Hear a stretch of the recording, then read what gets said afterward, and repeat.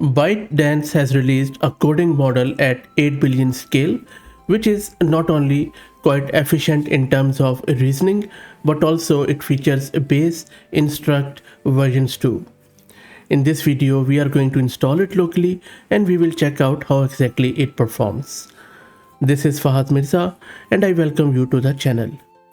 This Seed-Coder model predominantly uses LLMs instead of handcrafted rules for code data filtering, minimizing manual effort in pre-training data construction.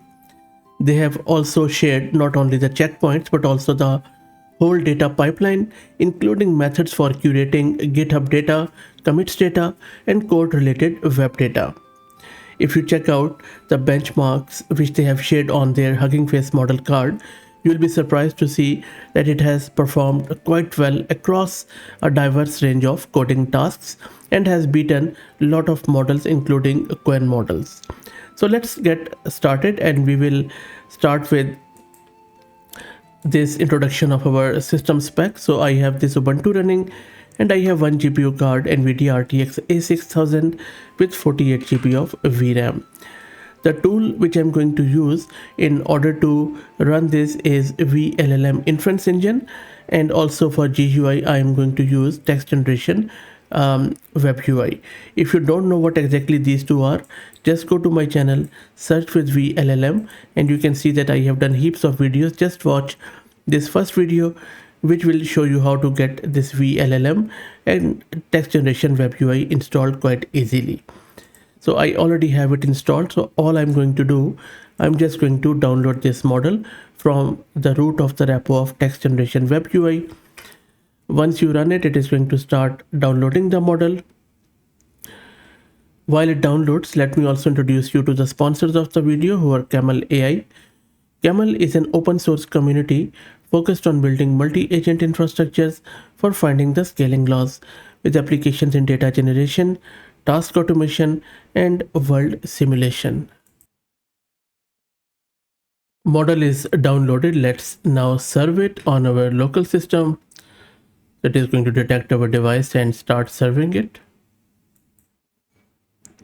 And the model is now being loaded to our GPU. There you go. So let's now access it on our local host in the browser. Okay, so the model is now available in this GUI. Let's quickly check, and it is ready. So which is always good. I'm just going to keep all the parameters as is. Let's go back to the chat and I'm just going to expand this.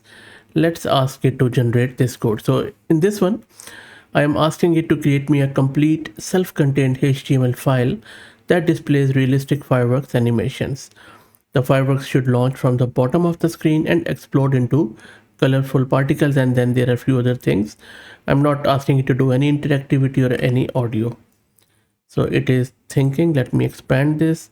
So this is always fascinating to watch. As I say, it is understanding the problem, and now it is attacking the problem by just dividing it into smaller chunks. It is checking its own answer. It is self-reflecting. And then it is talking about different explosion patterns. It is also going with types of fireworks, pretty cool. And as the model is already loaded, let's check the VRAM consumption. It is consuming close to 19 gig of VRAM, not bad at all. Okay, so let's wait for it to show us.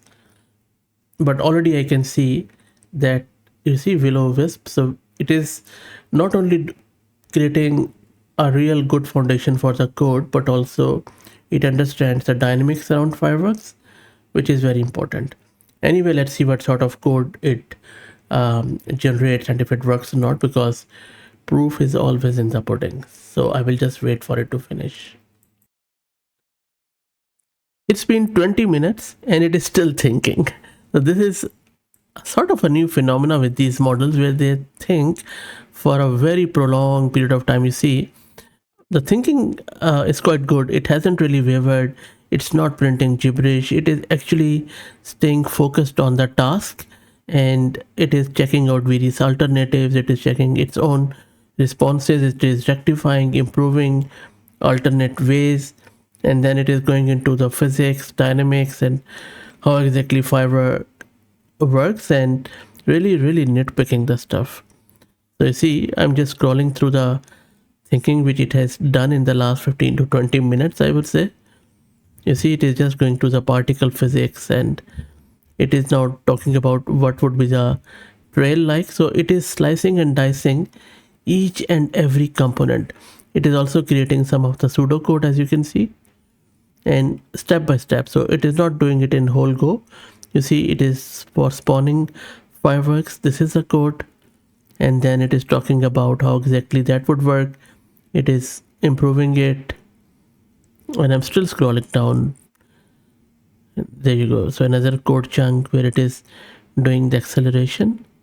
So it is preparing the code piece by piece, and I think then it is going to knit it together. Anyway, so I will just let it finish now, and then I will show you what it creates. Hopefully it will keep running. And now it is 30 minutes. It is still thinking.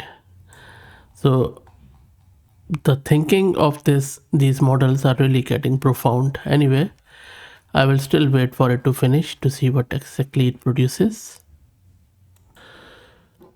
And finally, after like 50 or 45 minutes, I would say, it was able to generate the code. Let's play it out without any further ado. I'm just playing this index.html. Looks good. Yeah, not bad. So this is a fireworks. Not really earth-shattering, but I think it has done what I asked it to do. So there are a few particles which it was talking about, and then the fireworks is happening in a pretty solid way. Interesting. Now in another problem, I'm just going to open a new chat, and then all I'm going to ask it to see if it can do the debugging. So I have just given it a real world code where I'm asking it to debug it as users are reporting all of these issues.